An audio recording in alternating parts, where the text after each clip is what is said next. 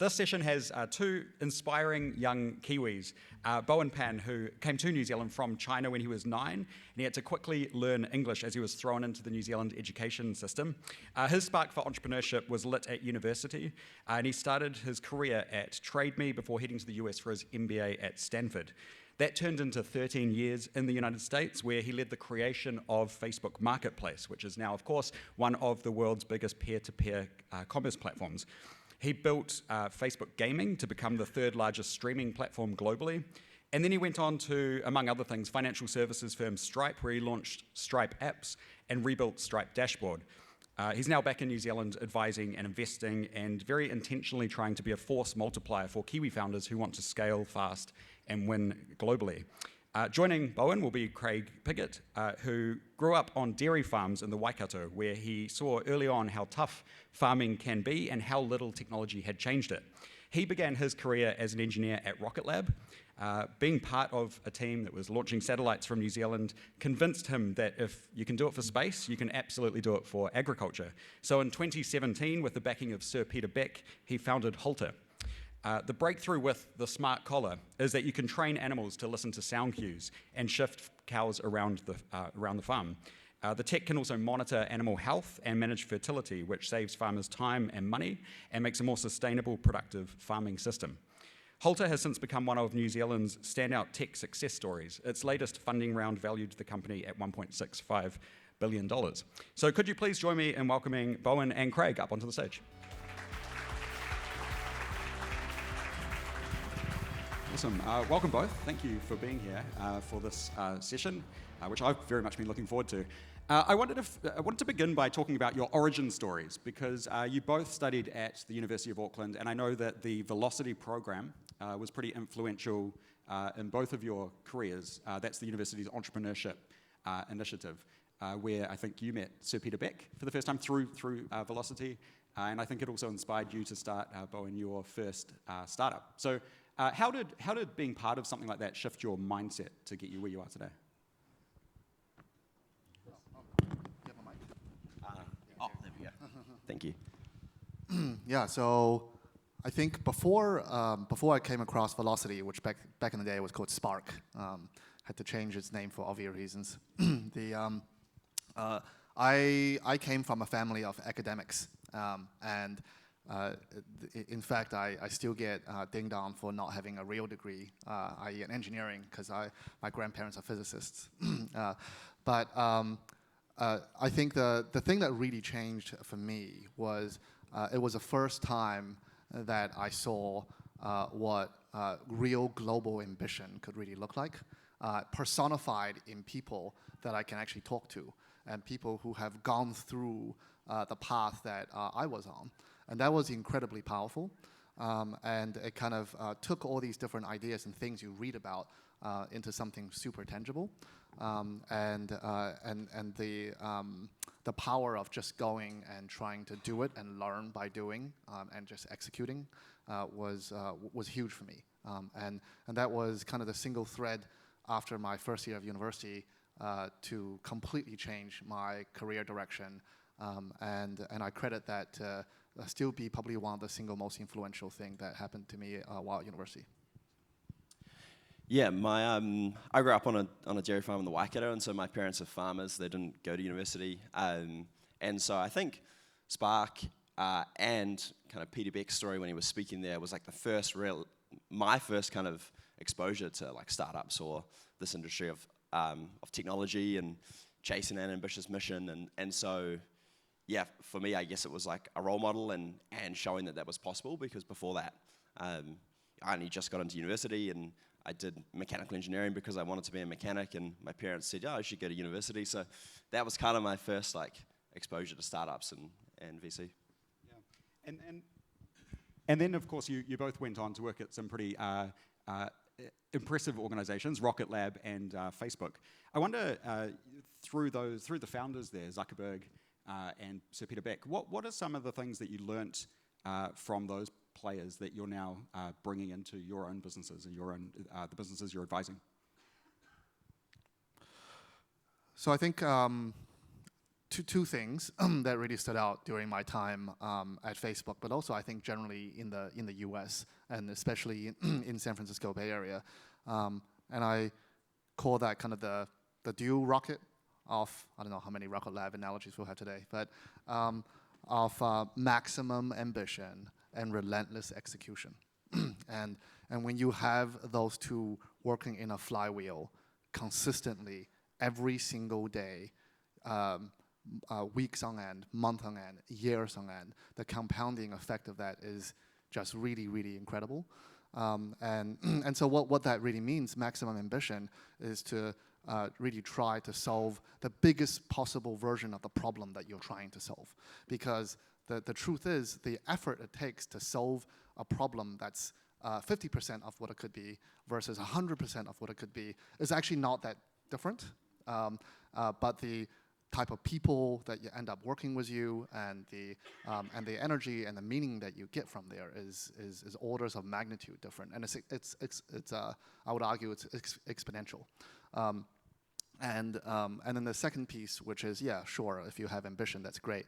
I think that's kind of the character of Americans, is that they just talk really, really loudly and have a lot of vision, but it doesn't mean anything if you don't have relentless execution, and that really means that, hey, nothing really matters as a startup and as any company until you start winning. Like, that is the ultimate license to actually, for everything else. It is a means to every end for at least for a company, right? And that just I think that mentality really flows down to everything from setting goals that are what's called 50-50, i.e. 50% chance of success and failure. At Facebook, we would explicitly check across a portfolio of teams. If they have all hit their goals, then next quarter is going to look really different.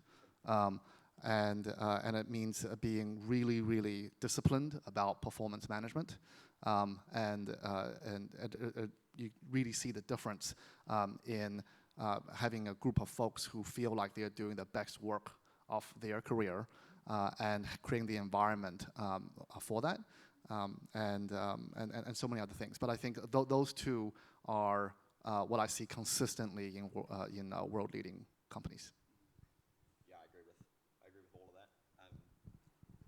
Is it on? Oh, nice. Yeah, I agree with all of that. I think I went to Rocket Lab because I thought it was an awesome engineering project, and I was an engineer. And very quickly, the learning was nothing to do with engineering. It was all about culture, and it was like how much you can achieve if you are passionate and if you work hard. And that pretty much summarized everybody that was there. Even Peter Beck himself, he didn't even go to uni to study engineering. He was just passionate and worked hard. And so I think it was like a cultural, this infectious kind of cultural learning. And I knew the moment I started working there, I was like, shit, I want to be part of this type of environment for the rest of my life. And so when I left to start Halter, a big part of that kind of founding moment was ensuring we got the culture right, and we kind of carried across parts of that which we really liked. Yeah, and I think some of, I know you've previously said some of Peter Beck's sort of characteristics came through when you told him that you wanted to create Halter, right? Could you just tell us a little bit about that, how that conversation went when you approached him? Yeah, well, Halter was like a side project that I was doing in the few evenings that I had and the odd weekend. Rocket Lab obviously was a lot of evenings and weekends as well, so it was kind of a tricky balance. I was technically meant to be at university, so that was kind of my cover. And so I was a little bit nervous about going to Peter Beck and saying, hey, I actually haven't been at university. I am still, but I've been spending my time on this thing called Halter. But he was extremely supportive. Like, you could tell he was just personally so excited. And I think you still see this today, where he just gets so excited about innovation and startups within New Zealand. That is a big part of his motivation, and it is awesome for the country. And so, yeah, he was like, how can I help? I want to be on your board. Let me invest. I remember being like, we don't need your money. And then a day later, I was like, actually, no, we do need that money. And then he joined the board and was like a really, really critical kind of mentor and coach, even still today, but definitely through those kind of early years. Yeah, that's great. Hey, Bowen, question for you. Is it true that what people say about Facebook in that you can tell how how well you're doing in terms of how short your meetings are with Zuckerberg. Is that? Yeah, so these are the infamous Zuck reviews, which we have a term called the Eye of Sauron, which is and I think every good founder should have the Eye of Sauron on different as your business grows to a certain size. But yeah, we certainly had an internal metric on the more successful the review is, the shorter amount of time you spend in the room. Because you just be wasting time. You're not there to try to idea generate with Zuck. You are there to. It was kind of unique in the sense that Marketplace was one of the few products where he didn't have as many intuitions on. It's just like a very different product, and so there was an element of showing kind of how to think about this product, but also it was a delicate balance because we were also pushing out a new type of commerce experience that's really, really different from everything else. As an example, 80% of people on Marketplace when we launched it didn't search. They were just browsing, which is completely different from Amazon and eBay, where 95% was searching. And so the way you architect the product, the way that you think about ranking and browsing and trust and safety, everything was different. And so it's about educating, but also bring his perspective in at the right times was really important. But yes, there was one time where we came into the room and we're like, and he's like, everything seems cool. Like, do you have any ask? And we're like, no. So that was 2 minutes and we're out. And all your colleagues looked at you enviously, right? Like that was a short meeting. Yeah, that was great. Yeah. Awesome. I want to touch on something that Sarah mentioned in the last session around culture and New Zealand's sort of humbleness. And I know it can be one of our great qualities is that we are humble people, but of course that's very different to the culture in the United States. How do you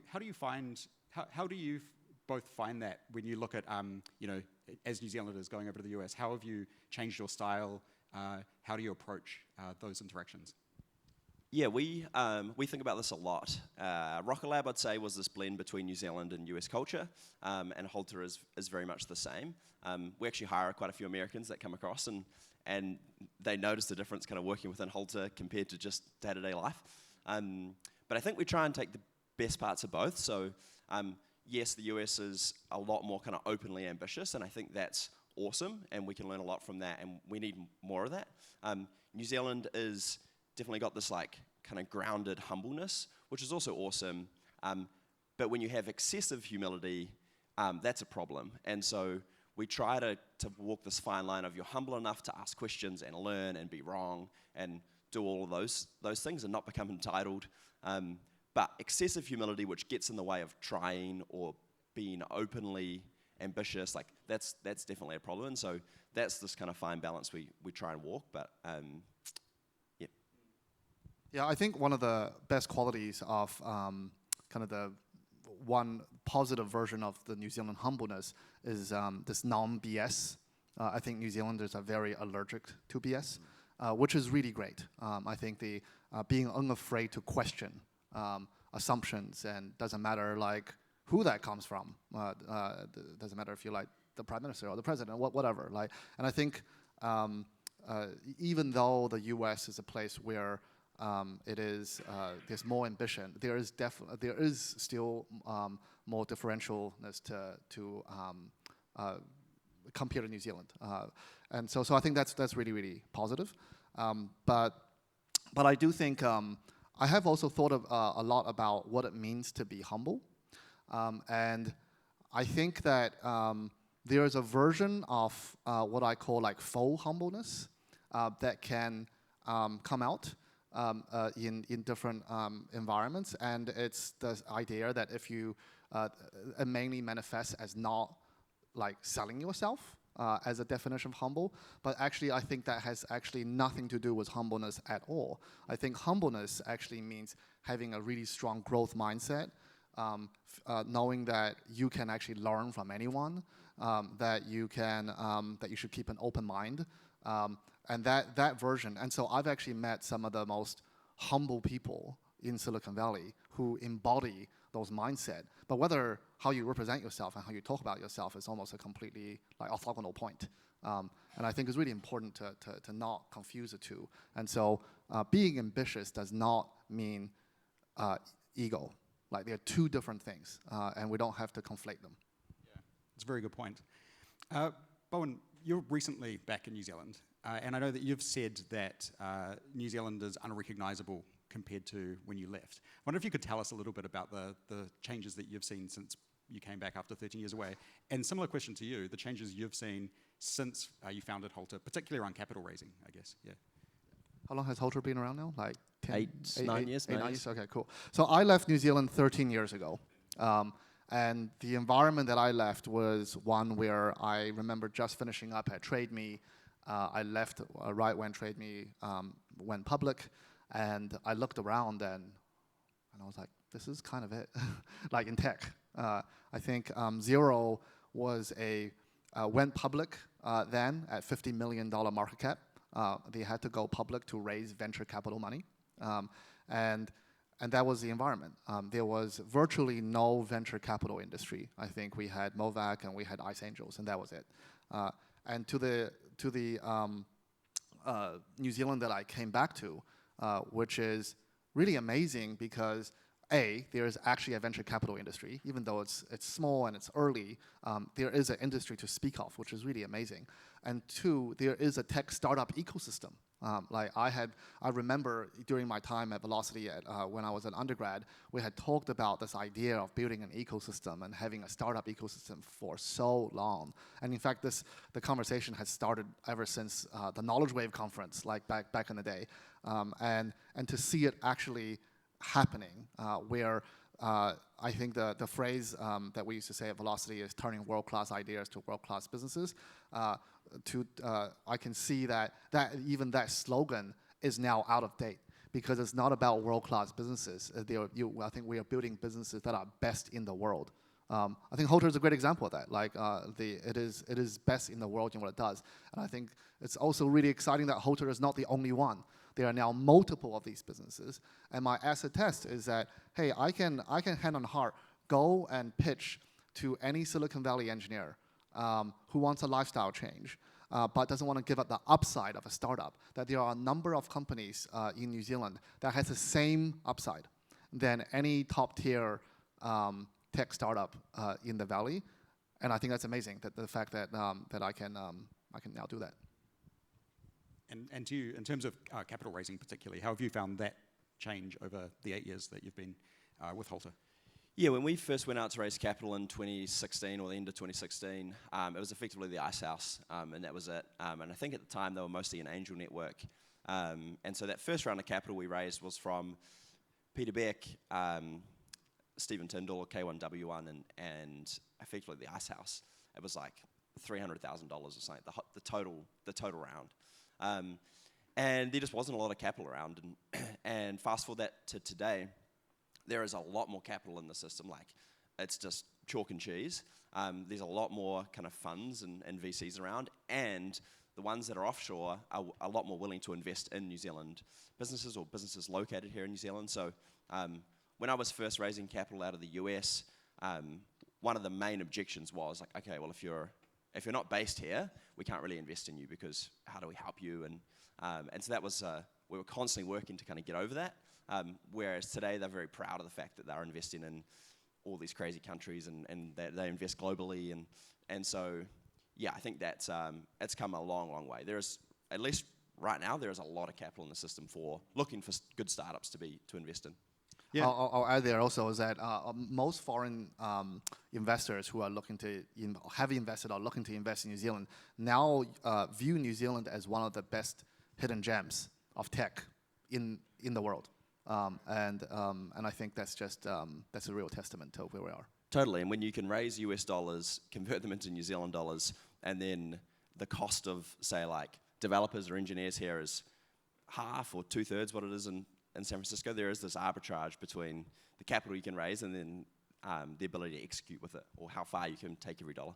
Yeah, and speaking of raising capital, you've said previously that the cheapest thing that an investor can give you is the money, right? What are the kinds of things that you're out there looking for when you raise your last round? Yeah, that is that is true. It is also just like a nice tagline to say. But I think if you're raising capital well, you'll have lots of options, and so it becomes less about, you're not walking around just looking for someone to say yes. You've got many people that have said yes, and you can decide, all right, what's the next chapter of Halter look like, and how could they help us with that, and what's their experience, and have they done this before with other businesses? And so you're looking for firms or VCs or mostly partners at these firms that can help you with that phase of growth. So our last round was led by Bond, and we were very excited.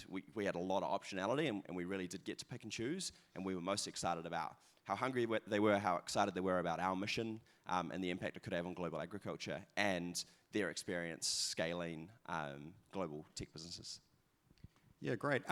I mean, obviously you've both had a lot of success, and we can talk about that for, we've got 6 more minutes. But I wondered if there's, you learn a lot from the mistakes that you make. So I wondered, particularly with your experiences in the United States, is there anything that's happened along your journey? I'm sure there are, but anything you'd like to share, a mistake that you've made, and how that sort of, how you overcame that? Yeah, I can go first. I think probably we've made lots of mistakes. And we still do, and I think that's a function of moving fast and taking risk. And so I think in the early days, probably the biggest mistake, or the one that took us the longest to kind of solve or get over, was we got pulled in quite a few different directions, whether it was culturally, or a lot of different people give you advice, and a lot of it doesn't even, it's the complete opposite. And so I think, particularly culturally, we tried to be probably everything to everybody, and I think a lot of businesses do this, versus just being unapologetic about this is what we believe in, and there'll be rational people that disagree with that, and that's fine. We're not trying to convince the world to work at Halter, and this is just who we are. And it's actually far more important that we're all aligned to that than debating what the culture is. So many businesses do great things with completely different cultures, but within those businesses, they are very aligned on those values or those operating principles. And so I think that was our kind of big learning in the early days. Yeah, I always like to say that great startups should feel like a cult, because you have a singular goal you're trying to solve.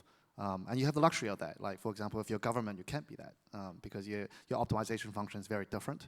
And so that's one of the superpowers you should leverage.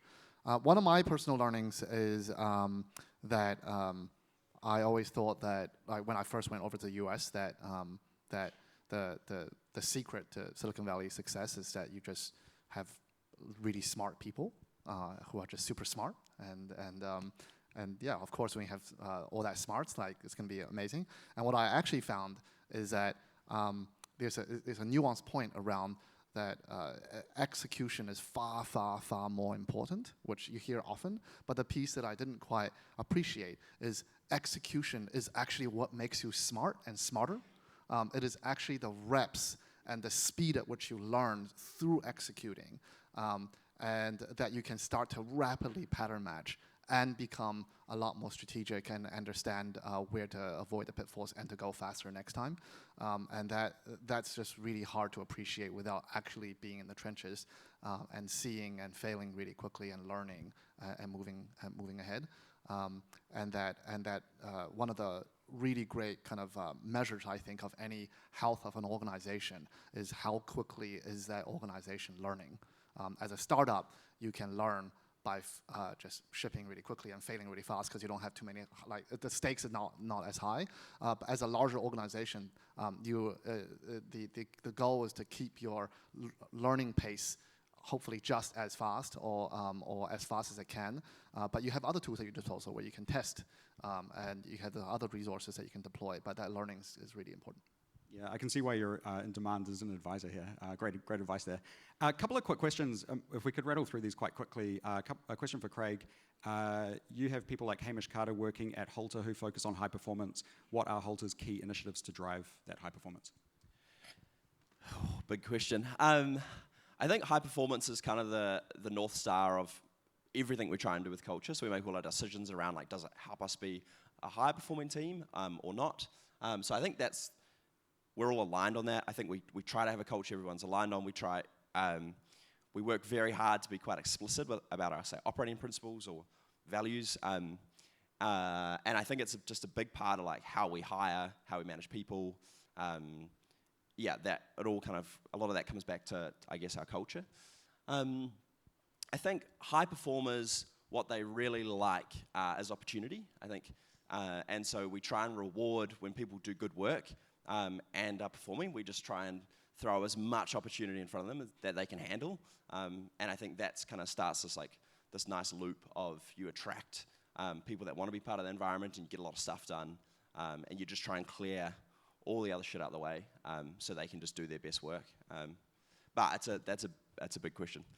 It's a big question. In our final minute that we have here, I wondered when we're thinking about what winning big in the United States, if both of you were creating a new business from New Zealand starting tomorrow, where would you put your energy? What kind of aspects would you be focusing on to make sure that it has the best shot at success?